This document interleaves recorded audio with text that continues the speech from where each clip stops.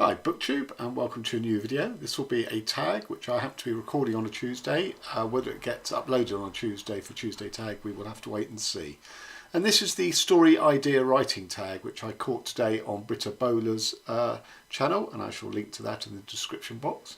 Britta had done it as a sort of a birthday tag, so happy birthday Britta.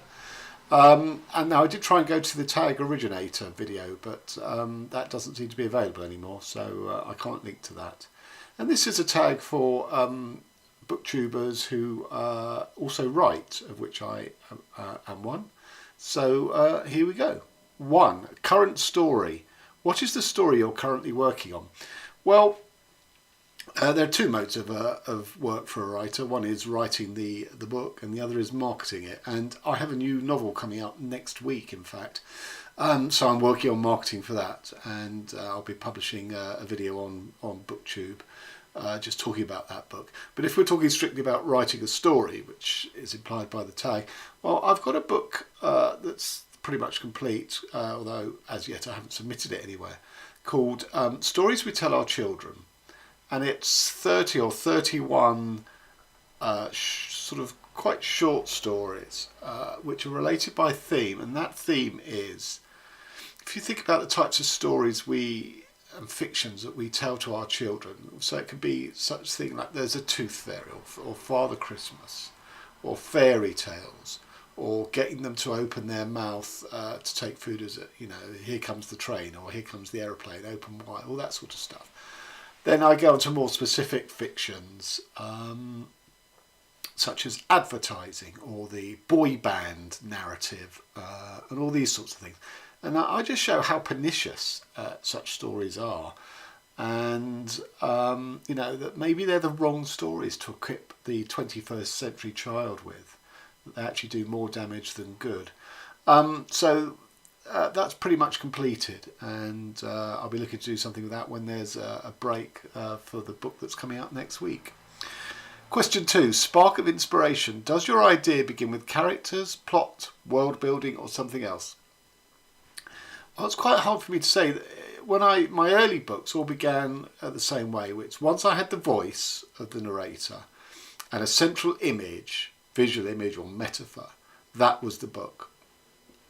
And then I would sort of sit for 6 months just letting it seething away in my subconscious, and I wouldn't start writing it or anything. I might make the odd note, but I really wouldn't approach it. And then after about 6 months I would sit down and I would blitz write the first draft because it was ready to come out. It almost came out fully formed.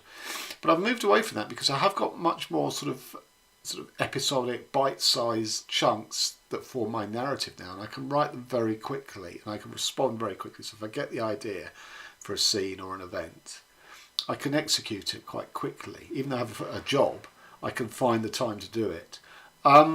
So now it can be any kind of prompt, really. An idea can come from anywhere. I mean, I've written a lot of flash fiction, which is stories of 1,000 words or less, and the prompts in them can come from anywhere. So I once got off the bus and I saw a woman's shoe was just on the grass verge, one shoe, and it was a flat sole, so it wasn't like you see them before where the heel snapped or the strap has snapped and they've been abandoned, possibly on a drunken night. But this wasn't. This seemed to be in working order.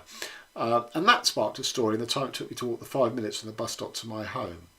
I saw a guy on a tube train who was bald, but he had a couple of sort of scabs on his head. And for me, that just, I wondered, what's caused those? And I wrote a story based, on my imagining of how he got them. And it was from ECT, from the electrodes. And, so prompts can come from absolutely anywhere. But it's nearly always an image or a metaphor. Question 3, brainstorm. How do you puzzle piece your story elements together? Do you start with ending and make your way to the beginning, or vice versa? Well, I never really think about this. It just, as you go along, the novel sets you a set of challenges, sort of intellectually, artistically, and linguistically, and you just sort of, plough on through solving each one. I'm not a planner.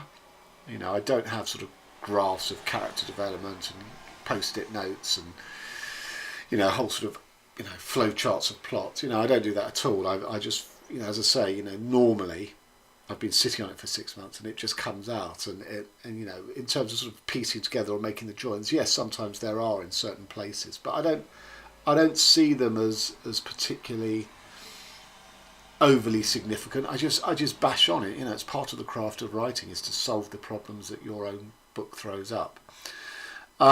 Keep or toss. How do you know when you want to keep or dump any story idea? This is a really interesting question. So the recently late playwright Sam Shepard always said that he wrote the first 15 pages of any play, and then he would review it. And if he felt it was, you know, a good one, then he would go on and complete it. If he felt it didn't have legs, he'd ditch it.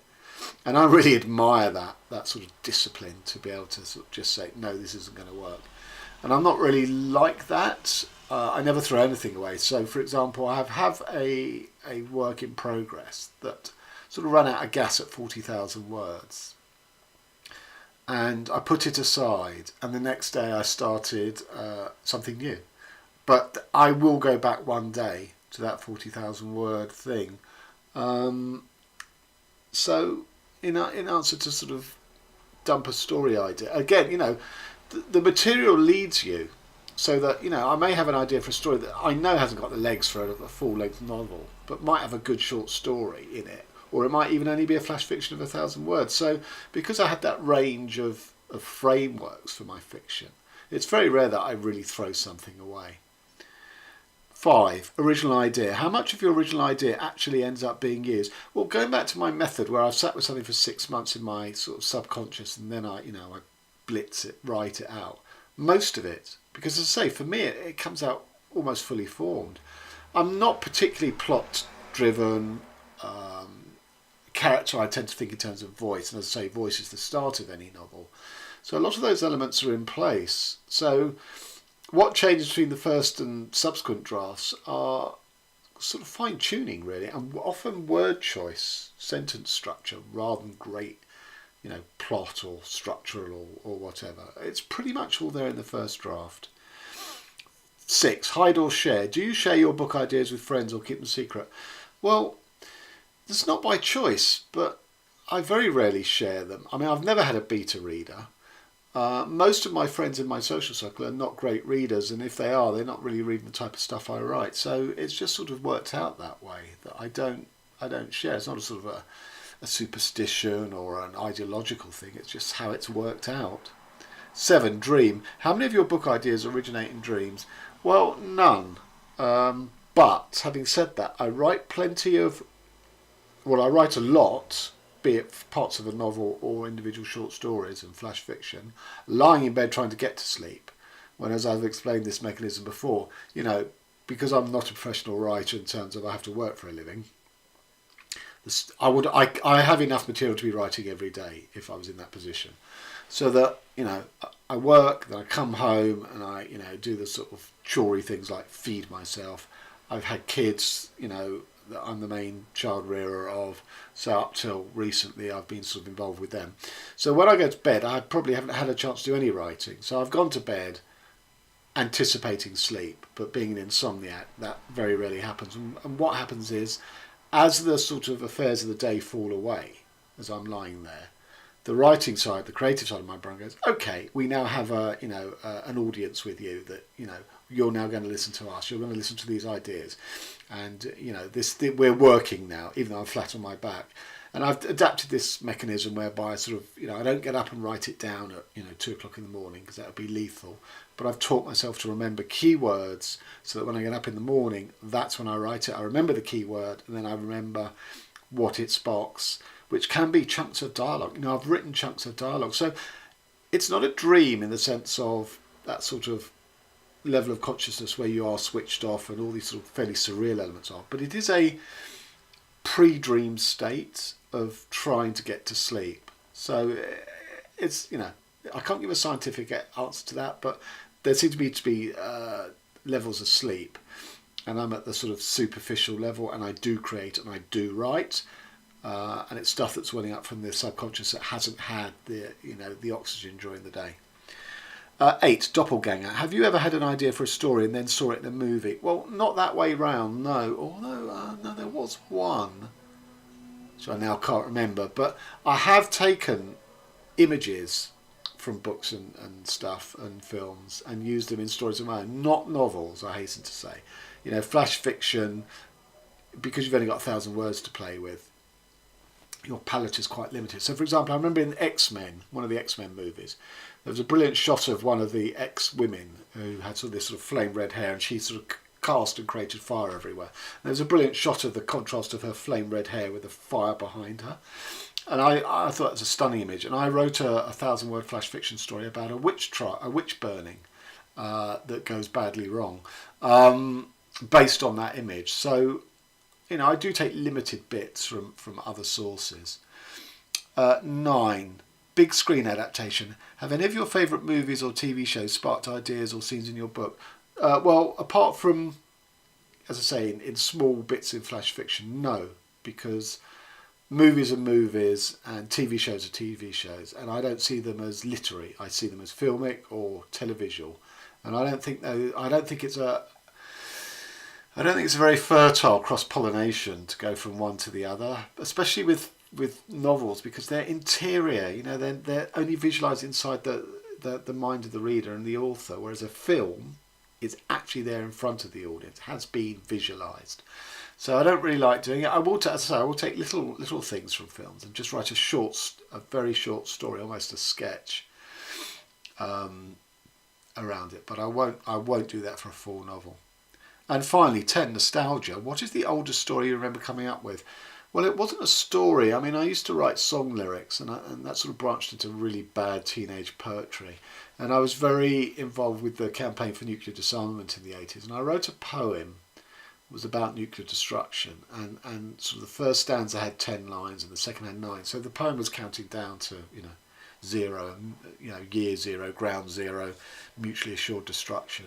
So I think it had a good structure, but I think the words are pretty rubbish. In terms of my prose, I really can't. Oh yes, I can. So when I had a year off between school and university, and I travelled for 2 months of it. But before that, for the other 9 months or so, I sat down to write the great British novel at age 18, which is a completely ludicrous idea that I'd have lived any kind of life to give me that. And it was about a guy in Manchester who was completely isolated and cut off. He was a Joy Division fan. With the suicide of the Joy Division singer Ian Curtis, he was completely adrift. And he had a girlfriend who was a nurse in the NHS, and even back then in the 80s, she was desperate to get out of it because how badly they were paid and treated by the bureaucracy. And they were the two characters, really, and it never saw the light of day. So there you have it. There's my story idea writing tag, and thanks to Britta for putting me onto it. I hope there was some stuff of interest about my writing process to you there. Please fire any. I'm always happy to talk about writing. I think my approach is quite idiosyncratic, so I'm not sure how universal what I offer is useful to other writers, but I'm very open to discussing it both with writers but also non-writers. If readers are interested in the writing process, I can talk a lot more about sort of writing with insomnia or through insomnia. I could talk a lot more about the actual use, my writing process of that first draft and the use of music in it. So please feel free to fire questions, and I'll happily answer them in the comments. Till next time, thanks very much.